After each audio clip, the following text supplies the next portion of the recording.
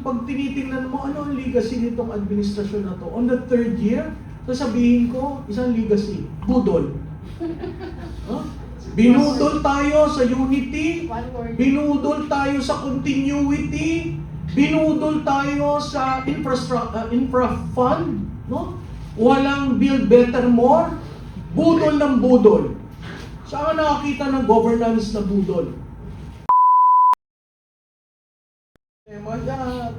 Hindi namin ito linabas, but we did a correlation study between the fall of the trust of the President from the time my BFF became the spokes.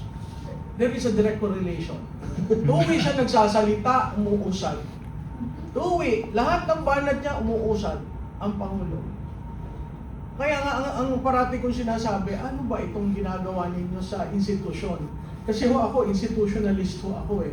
Katulad nung nagsalita si Colonel Odi, no? Institution. Pag binasa niya yung sinabi niya, wala naman siyang sinabing mag-resign ka. Kala ko nga, nung nabasa ko, sobra na, bakit wala yung pangatlo? Tapos yung una niyang sinabi doon na allegiance to the Constitution and to the Armed Forces of the Philippines. So anong kaso? Tama yung sinabi ni General Garcia eh. Anong kaso? Clear siya doon. Sabi ko, magaling ang nagsulat nito kasi linagyan ng personal. May word on personal. Withdrawal. Hindi nga niya sinabing President Marcos eh. Mr. Marcos.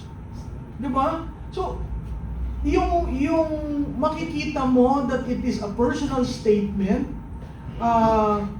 hindi bumalik siya, hindi niya sinabing naka-uniforme siya, yung respeto doon sa sundaluhan na andon. So ano yung pagkakamali niya? Parang yung pagposas kay General Pokis. Anong maling ginawa niya? Biro mo yung pamilya galing sa bakasyon, paglabas mo doon sa tube, na andun na yung mag-aaresto sa'yo at pinusasan. At imbis na dalhin sa korte para maibalik yung warrant, idinaan muna sa krame para magpiano. How do you treat? Bakit natin tinatrato ang mga opisyal natin ganon? Yung isa, reterido. Yung isa, active. So ang tanong ko dito sa administrasyon na ito, ganon ba ang tingin nyo sa mga taong nagsilbi? Itong si Colonel Odi yata malapit na mag-retire. Retiring ng May 21 or May 12? Oh. Biro mo, at pag tinignan ho nyo yung background ng tao, maa-amaze ka.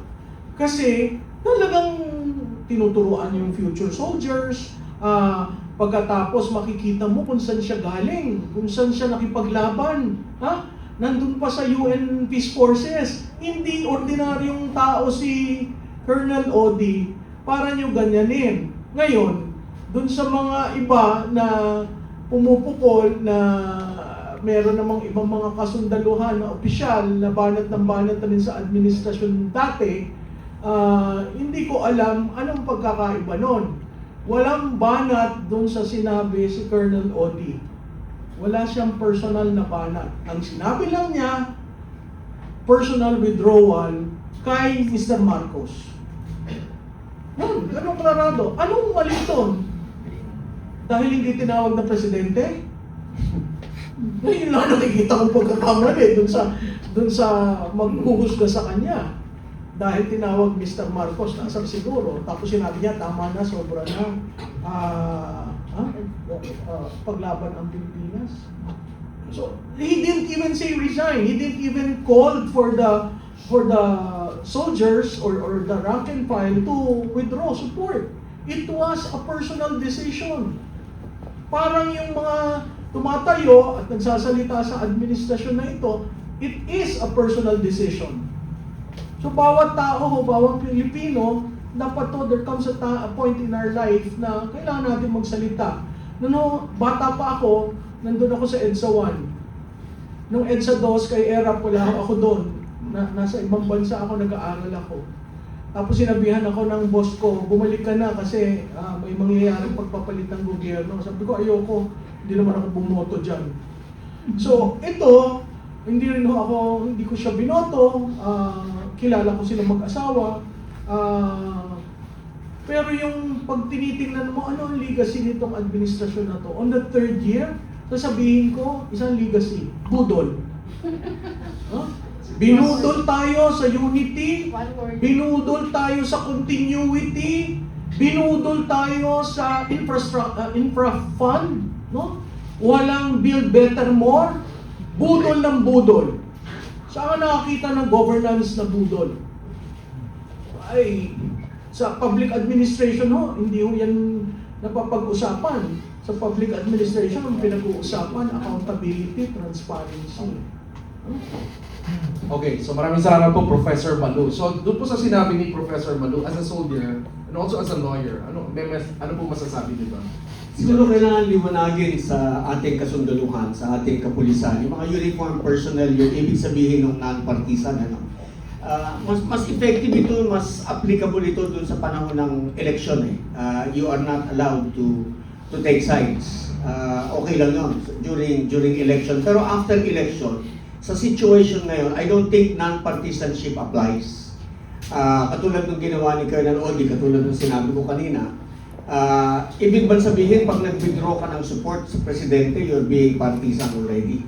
So I don't think even that prohibition against non-partisanship was violated by Colonel Odi. I think dapat nga at this point in time manindigan tayo. Ipaalam natin, ipahayag natin, sundalo man tayo o pulis o bumbero o Coast Guard o BJMP. Manindigan tayo, ipahayag natin ang ating tunay na damdamin na hindi na kami naniniwala sa Pangulo dahil ayaw niyang harapin ang mga allegations sa kanya. Yung mga nagkay-question mark doon sa mastermind, hindi yung question mark sa akin, pinangalanan ko na nga siya. Sabi ko, harapin mo yung mga allegations sa iyo. Ikaw ba drug addict o hindi? Para mawala yan. Magpa-polical test ka tapos ang issue. Di ba? Marami eh. Kailangan harapin mo lahat. May kasalanan ka ba? May kasalanan ba yung pinsan mo? Eh, face the music. You have to face the music. Hindi pwedeng gagamitin mo ang resources ng gobyerno, magtatago ka behind it, samantalang ikaw itong pinakapinuno, pinakapasimuno ng mga nangyayaring malawakang nakawan. So, let me say it again. Hindi partisanship yung withdrawal of support. That is constitutionally guaranteed. You can very well do so. Maraming salamat po. Mabait daw po kasi ang yung Pangulo natin. Ano? Mabait daw po kasi yung Pangulo natin. So, and I hope that is not cowardice. What I don't understand actually is, sinasabi, di ba, 56% is admin. Kanina, tuhugin ko lang, sabi ni Ma'am Penny, ang nangyayari ngayon, marami ang nananahimik dahil takot. Pero, marami din sa mga nagsasalita ang pinapatahimik. Hindi lang dahil takot, tinatakot sila. Di ba? I remember yung campaign nga na mahiya naman kayo, ang nangyari noon, yung mga contractors parang yung tinitira, sobrang excited ng gobyerno natin, yung admin natin. Kaya lang later on, lumabas yung mga testimonies, papalapit na doon sa palasyo, sa mga politiko, ang nangyari, pinapatay siya. At yung mga nagsasalita, mukhang may pattern na tinatakot talaga siya.